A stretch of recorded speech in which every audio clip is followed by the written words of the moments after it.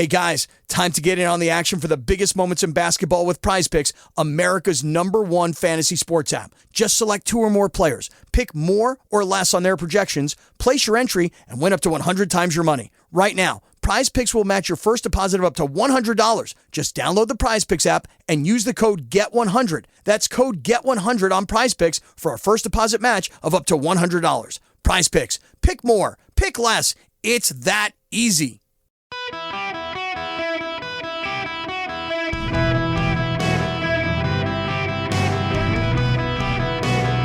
Welcome to the Eric Erickson Show podcast, Hour 3. Hello, America. Welcome. It's Eric Erickson here, the last hour of the week for the program. I hope you have a great weekend. The phone number, it is an open line Friday. I'm about to get the phone calls. 877-973-7425 if you want to be on the program. Very happy to have your phone call today. I got stuff I want to talk about, but I've been promising I would take phone calls, so I feel compelled that I should take phone calls. So I want to start with Jeff, who's been waiting patiently. Jeff, welcome. Hi, Eric. I love your show, but I have a bit of a question for you. All right. Can you hear me okay? I can. Yeah. So let's say, for sake of argument, that somebody finally closes the borders, I should say, and stops our immigration influx. How do we get rid of all of the 6 million or so illegal aliens that are here now expeditiously and not have it take 20 years? Number one is a question. Number two, I've heard no Republican candidates address that issue. I'd like to hear your thoughts on it. Oh, that's a great question. Two-parter. So let's say both borders get closed down. What do we do with the illegals who are here? So there are a couple of ideas, one of which is the people who've been here for 30 years, who have kids, and their kids are American citizens because their kids were born here. You deny them citizenship, but give them a green card, let them stay. That's one proposal. Another is you just round them all up, send them home.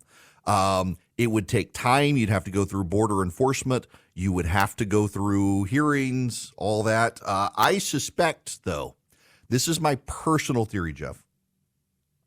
If we actually built walls, we kept the Canadians out, and we kept the Central and South Americans out. We kept everybody out. You built the wall, you secured both borders, and you legitimately, genuinely did.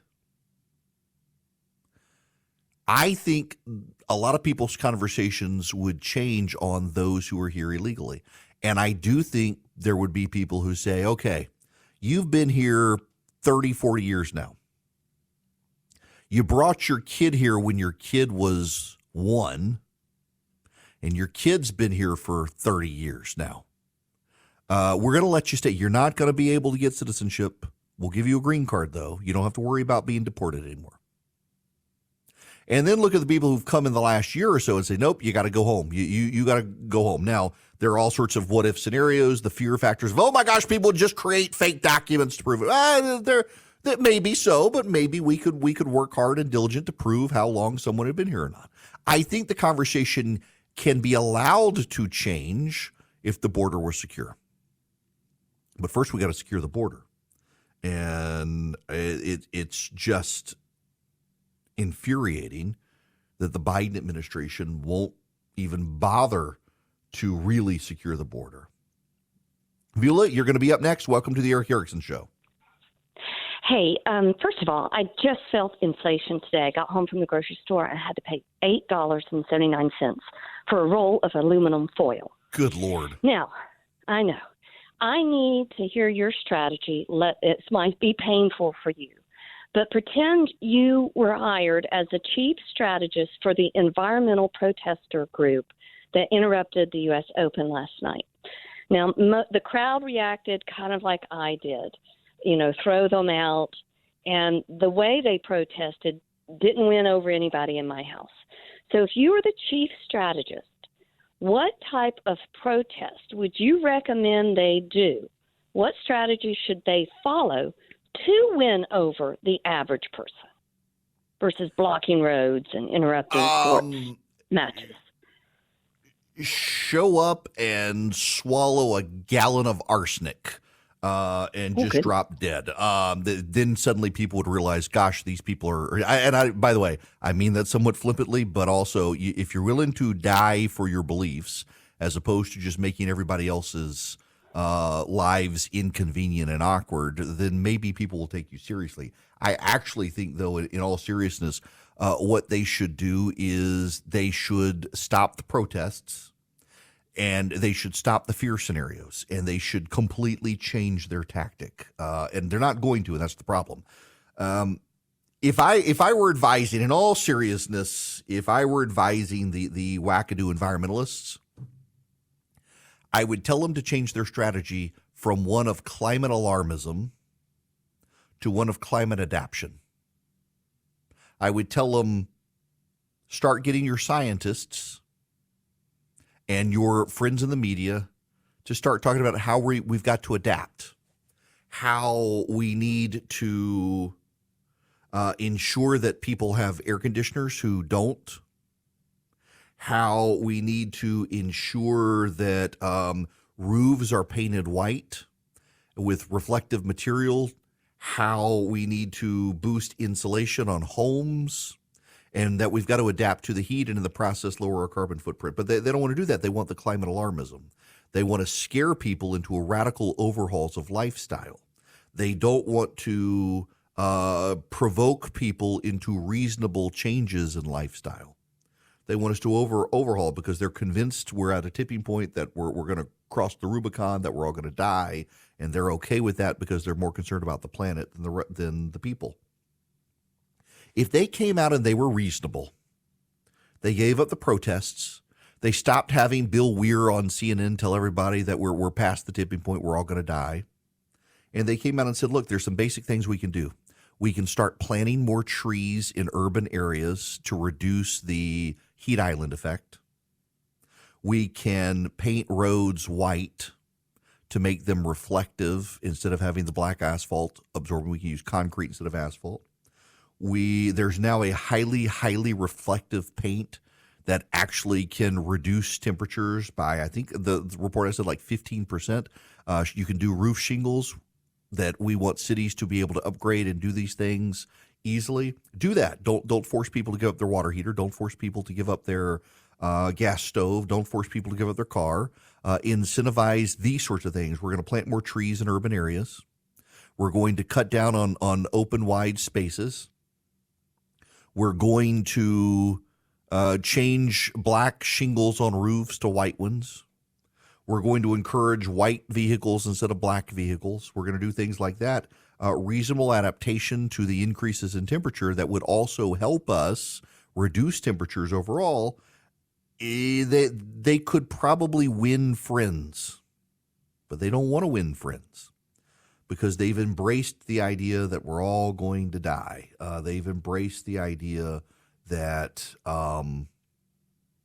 that there's no turning back, that there's only destruction ahead of us. And they want us all to be scared. They want us all to live in terror. They want to disrupt all of our lives. They believe the in-your-face way works. Remember, there's a strain. It's the same thing that goes towards the racial riots we've seen in the country. There's a strain on the left that says Martin Luther King Jr. got it wrong, that he would have gotten the civil rights movement would have advanced faster if they were violent, that Gandhi got it wrong, that if Gandhi was violent, it would have worked more. They look at Islamic terror and how nobody wants to call out or draw cartoons of Muhammad anymore because they might die, and they think, you know what, we should do that. It's the reason the trans community does what it does, frankly. The trans community wants you to live in terror of the trans community. They want you to live in terror of cancellation. It's the Charlie Hebdo situation. No one at Charlie Hebdo will ever again draw a picture of Muhammad because so many of them died. The far left radicals are embracing Islamic terror up to the point of the sword. They haven't gotten there yet. It's only a matter of time before they really do engage in violence. I mean, they're already promoting blowing up pipelines and stuff like that. Right now, the left, however, just like Islamic terror, they want to destroy your life. The Islamic terrorists take your life. The left hasn't gotten there yet. They just want to destroy your life, destroy your livelihood, cost you your job, cost you your livelihood, cost you your standing in society. They want to do that. They'll eventually move towards violence. All secular atheist cults do that eventually. Nazism, communism, and the like, they're all secular atheist cults. And environmentalism is the same way. They will move to violence. And it's sad to see that it's slowly happening, but it's easily predictable that this is going to happen. Now, let's go to Craig. You're going to be up next. Craig, welcome. Hey, thanks for taking my call. My comment, it comes back to a point you've made several times on your show that the left's entire game plan for 2024 is based on the premise they'll be facing Trump. And if we actually put forth someone different, they're caught with their pants down. But I was talking with your caller. It is the 14th Amendment, right, that the left's trying to they're trying to do the 14th now, yeah. Yeah, there's actually a real danger there that I think a lot of people are underestimating just how conniving the left can be. Because, they do a lot of, if they're doing something illegal or unconstitutional, they'll do it, whether it's executive order or a rogue judge, and then they'll just tie it up in the courts, and in the meantime still get what they want. But what I'm thinking is all it takes is an activist judge or secretary of state to act on their own at the last minute. And Trump could actually go into 2024 election, not on the ballot in some key battleground states. And by the time it worked its way through the courts, once again, it'd be too late because the left got what they wanted. Yeah, and okay. Then they wouldn't care. So they could try that. They absolutely could. The problem, however, is that in the federal court system, and since it's the 14th Amendment, that would be at issue here, that the Trump team would be able to escalate this into federal court. Federal courts have a rapid response process where they can rapidly review something. And they can escalate it very quickly through the federal court system if something needs to happen. So, for example, the day before qualifications, the day before the last day of qualifications, and let's use a state, let's say Arizona. The day before qualifications ends, Donald Trump hasn't qualified for the ballot. The Arizona Secretary of State comes in and says, you know what, we're going to prevent you from being able to qualify on the ballot. Tomorrow's the last day. You can't do it. We're sorry. Trump goes to federal court, files an immediate effort in federal court to have it reviewed. Either the qualification period is extended for him in Arizona or the Secretary of State is overridden. If the federal district judge says, sorry, Trump, I'm with the Secretary of State, there's a rapid response mechanism to appeal to the federal Court of Appeals, and there's then a rapid response to the U.S. Supreme Court. It can be dealt with very, very quickly in the court system if they try something like that. And the timeline causes the urgency of the federal courts to proceed as rapidly as possible. Those things actually do matter, and those are the tricks that they would undoubtedly play. The danger for the left playing those tricks is that the right will begin to play those tricks as well. And you got a court system, a federal court system, overwhelmingly controlled by Republican presidential picks. Although those Republican presidential picks are more likely to follow the law than some of the progressive picks from the Obama administration and the Biden administration, I really do think that the courts would move very rapidly to shut those things down. The 14th Amendment, I don't really think is a compelling option for the left. And I know they got Michael Ludick and others out there saying so, but those guys are so broken by Trump, they'll say anything to stop Trump, regardless of the flimsiness of the legal theory on which it's built. I am a small businessman. The company that I run for my radio show, it's a small business. I've got employees. I don't have HR. You may be in that situation and you may really need HR. Well, you may want to talk to Bambi. When running a business, your employees can create all sorts of interesting situations and they could get you in trouble. What happens when two employees are squabbling? One of them smells bad all the time. What do you do? How do you navigate the rules? With Bambi, you get access to your own dedicated HR manager starting at just $99 a month. They're available by phone, email, real-time chat. Onboarding and terminations run smoothly. Team members reach peak performance. Your business stays compliant with changing HR regulations. Let Bambi handle your employees for you. Their HR autopilot automates important HR practices like setting policies, training, and feedback. Listen, you want U.S.-based HR managers who give you experience, expertise, a personal touch you need to make it seem like they're a part of your team. They could cost $80,000 a year, but Bambee starts at $99 a month. Schedule your free conversation today to see how much Bambee can take off your plate. Go to Bambee.com right now. Type in Eric Erickson under podcast when you sign up. It'll help you. It'll help your company grow. It'll help you keep peace of mind. It's spelled B-A-M-B-E-E. BAM, B-E-E.com. Bambee.com. Type in Eric Erickson. Hello there. Welcome. It is Eric Erickson here. There's this great piece by Noah Rothman. It's at National Review about the word unexpectedly, inconceivable. So unexpectedly, during the Obama years, unexpectedly appeared in so many headlines it became a punchline, an expression of the journalistic class's childlike wonderment in the world around them and their disappointment over their encounters with unmet expectations. Economists were baffled by the unexpected increase in the unemployment rate in 2011. The nation's manufacturing output unexpectedly shrank to its lowest level in 4 years, the Washington Post marveled in 2013. When U.S. industrial productivity collapsed in 2014, it did so unexpectedly. Jobless claims jump unexpectedly to a 10-year high. Read one 2015 headline. The pattern of astonishment became a joke because conservatives were never as stupefied by the news as its chroniclers.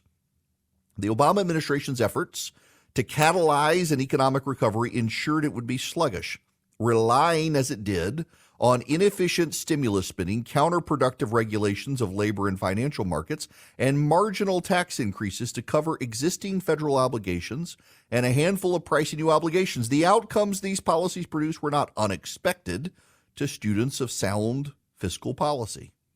It seems old habits die hard. Once again, reporters are back to being theatrically bewildered by events that were not only foreseeable but forecasted. Federal deficit unexpectedly set to double this year, read an Axios headline on Thursday. The federal deficit is expected to nearly double this year from $1 trillion last year to $2 trillion for the fiscal year ending September 30th, the report observed. There's no precedent for deficits this large as a share of the economy.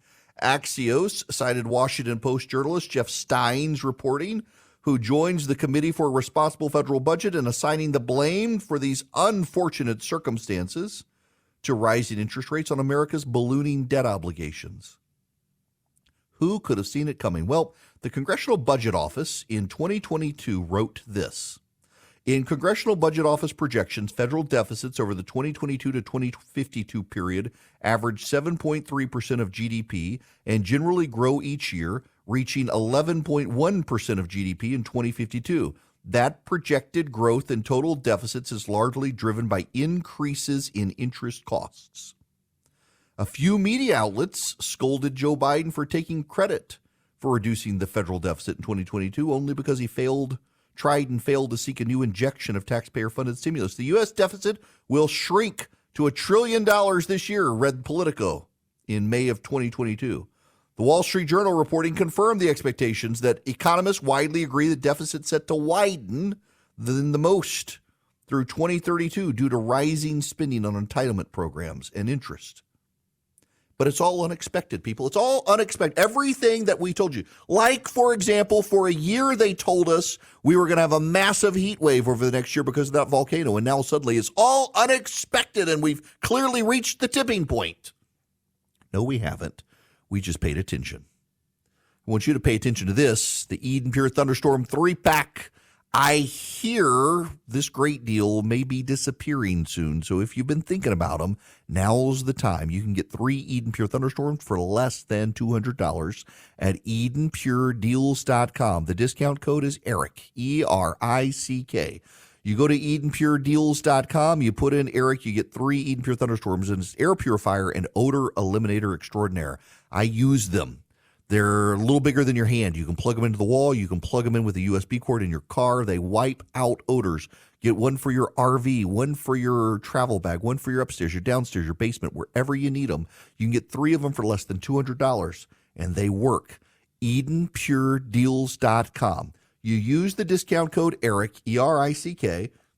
You get 3 of them. They trap the pollen. They trap the dust. They trap the stuff floating in the air. You wipe them out on occasion where they shine odor elimination. Smoke odors, musty odors, pet odors, litter box odors, cooking odors, dead animal in the wall odors, they work. EdenPureDeals.com. The discount code is ERIC, ERICK. Hello, America. How are you? It's Eric Erickson here. You know what? I got 2 calls. I'm going to take the phone calls and then we can close the phones because I've also got stuff I want to talk about. And I've enjoyed talking to you today, but oh my gosh, you guys are going to have to hear about this. It's going to take a little while. So I don't want to be disrespectful and keep everybody on hold who's been on hold for quite a while, but I've been sent this document. I don't even want to tell you about the document. It's just, this is too priceless. This is just too fantastic. But before I get there, let me take these 2 calls, and then I'm going to, yes, this is a tease. You got to wait for this. Eddie, you're going to be up next. Welcome. Hey, Eric. How's it going? Great. Good. I just want to jump back for a second and say that if Hillary had become president, we would have had Bill in the White House and impeached president, and the left would have been okay with that. Yep. If Michelle Obama was to win, we'd have Barack Obama back in the White House, and the left would be okay with that. Nikki Haley, you mentioned her on the uprise. I think she would be an ideal person to check all the boxes, plus have the international experience that she has. What do you think about that? Look, we're personal friends. I'm biased. I just adore her and Michael. She would be the first president in American history whose spouse is an active duty combat soldier, which would, I think, matter greatly in determining matters of war and peace. Knowing that her husband is in the military, having that background, I think she would be fantastic. But Eddie, you missed something. We may not have Michelle Obama in the White House, but if you believe the reporting, we essentially have Barack Obama's hand up Joe Biden's rectum, moving his lips if he sees a Muppet, guiding the policy behind the scenes in this White House where he can. Right, that seems to be the case in point. Yeah, the absolute influence of Team Obama and Bernie Sanders as well in this White House matters. I think Nikki Haley would be a fantastic president. I do.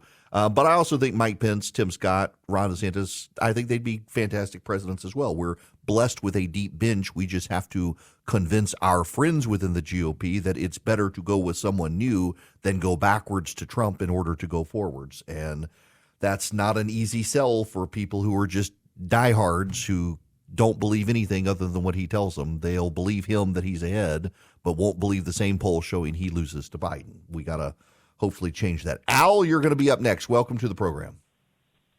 Oh, thank you. I agree with that last caller 100%.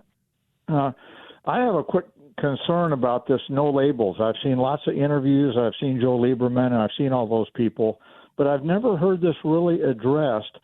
If they do pretty good, and let's say they rack up 100 electoral votes, somebody needs to get 270 to win the presidency. Mm-hmm. So if they get 100, nobody gets 270.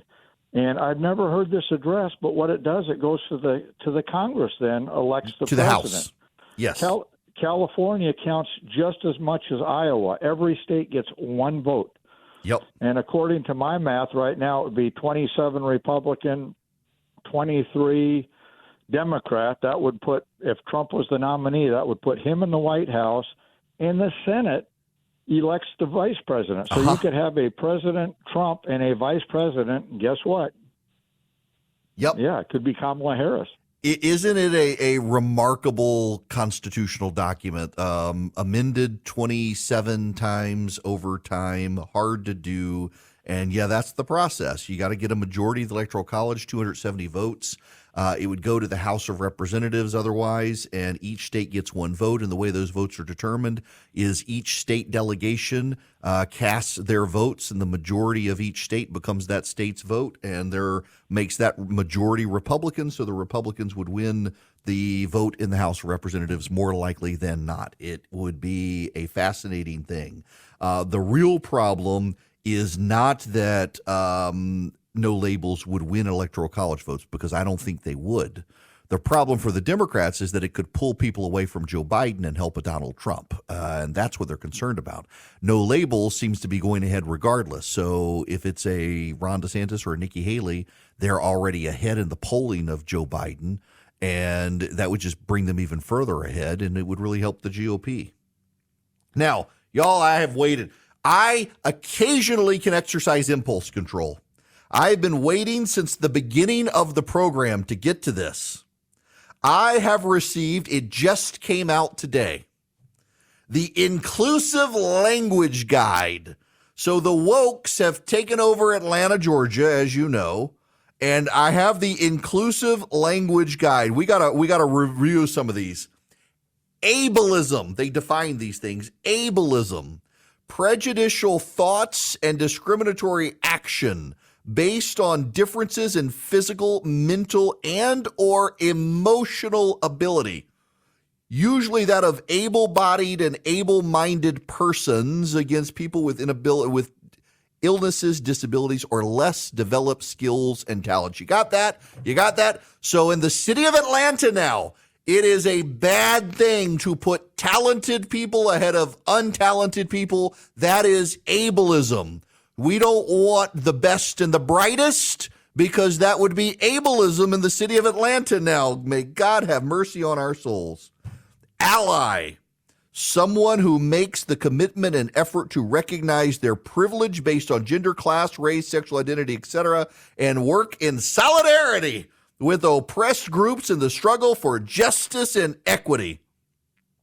Colonialism and colonizing, the invasion, dispossession, and subjugation of a people that results in long-term institutionalized inequality in which the colonizer benefits at the expense of the colonized. All you colonizers. Oh, wait, it gets better. Well, let's go. Let's just skip through the whole equity, diversity, inclusion. Oh, wait. We've got microaggression, a comment or action that subtly or often unconsciously or unintentionally expresses a prejudiced attitude towards a member of a marginalized group. Microaggressions inflicted on individuals belonging to marginalized groups and could be viewed as acts of violence or harassment, no matter how unintended. A comment can be viewed as an act of violence. That's right, in the city of Atlanta now. These people, this is a cult. Oh, now this is the great one. This is the race and ethnicity section. AAPI, an acronym for Asian American and Pacific Islander. It is used to describe all people of Asian, Asian American, or Pacific Islander ancestry who trace their origins to those respective geographic groups. African American, a nation-specific term that is used to describe people with sub-Saharan African ancestry who reside in the United States. So if you're a white South African, you're African American. APITA, an acronym for Asian, Pacific Islander, and Desi American. APITA is used as a more inclusive acronym than AAPI, as it includes Desi, a term that represents South Asian identifying people. I'm getting Desi from talking about the Desi. BIPOC, an acronym for Black, Indigenous, and People of Color, pronounced BIPOC. You're actually supposed to say BIPOC. Intended to center the experiences of Black and Indigenous groups, the use of BIPOC demonstrates solidarity among communities of color while simultaneously acknowledging the unique differences across communities of color. Oh my gosh. And then they include Latinx and Latini.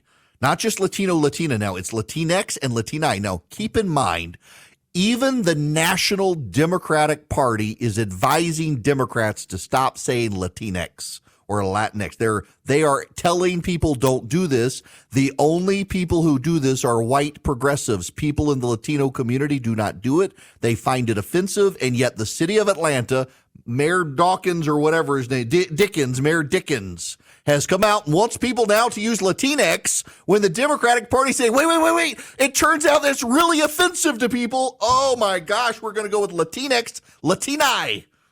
Gender neutral versions of Latino and Latina whose O and A endings correspond to the masculine and feminine forms traditionally assigned to nouns and adjectives in the Spanish language. Although Latino is often used as the default gender-neutral form both in Spanish and English, the words Latinx and Latini are used as a way to avoid gendered language when it's not relevant, or specifically for use when referring to non-binary people or groups in which more than one gender is represented. They include Afro-Latinx, someone who is Latin, African, Latin American, and African. If you're Afro-Latinx, you're Latin American and African, as opposed to being Afro-Latino. We can't say that because it rhymes, apparently. Post-racial, a controversial term that describes a society devoid of racial preference, discrimination, and prejudice. We have tokenism, the practice of doing superficial diversity efforts to give the appearance of being inclusive. Like this! This is tokenism! Oh my gosh. And then we get to gender and sexuality. This is what the employees of the city of Atlanta are going to have to memorize this stuff. They got to be educated. They got to be woke. So gender and sexuality, we got LGBTQ plus ally, asexual, the lack of sexual attraction, bisexual, a sexual orientation characterized as romantic or sexual attraction to more than one gender, cisgender, a term used to describe a person whose gender identity aligns with those typically associated with the sex assigned to them at birth, not the sex at which they're born, but the one the doctor assigned them. Oh, good Lord. Gender binary, describing the inaccurate concept that gender is categorized into only two distinct forms. You have a government claiming the gender binary is an inaccurate concept when just look at nature itself. Gender fluid, a gender identity where one does not identify as solely a man, a woman, or a non-binary person. LGBTQ plus, an acronym for lesbian, gay, bisexual, transgender, and queer, with a plus sign to designate a premium subscription service to more of the gay community. I'm sorry, it doesn't say that. This is my favorite one. This is my favorite one of the whole one. Misogynoir, not misogyny. Misogynoir. Sounds sexy, doesn't it? Misogynoir. Misogynoir? No, misogynoir. The specific hatred, dislike, distrust, and prejudice directed toward black women. The term encompasses the intersectionality of sexism and racism and was coined by Moya Bailey. I don't know who that is, but this person gets named for being that creative. Misogynoir. This is what the city of they don't have the money to hire more police. They have the money to make sure you know what LGBTQ plus means. And then they have the health and equity definitions they want you to know. Access to care, culturally competent care, food desert, food insecurity, food security, health disparity, health equity, health inequity, high-risk population, social detriments of health, structural inequality, and then ableism, accommodation, adaptive behavior, functional needs, intellectual disability, invisible disability, neurodivergent, oh good Lord, classism, elitism, low income, unhoused now. You can't say homeless, it's unhoused. So let's get here. The messaging guide. Do capitalize races because they're proper nouns. Example, black, capital B, not black, lowercase b. Don't use lowercase when referencing races. Additionally, do not use hyphens when referring to race. Example, use African Americans with no hyphen, not African Americans with a hyphen. Capitalize black, capitalize white. Don't use racial slurs in any context. Don't use race as a noun. Say, wait, whoa. Do capitalize races because they are proper nouns. And then it says don't use race as a noun. So it says races are a proper noun, but then it says don't use race as a noun.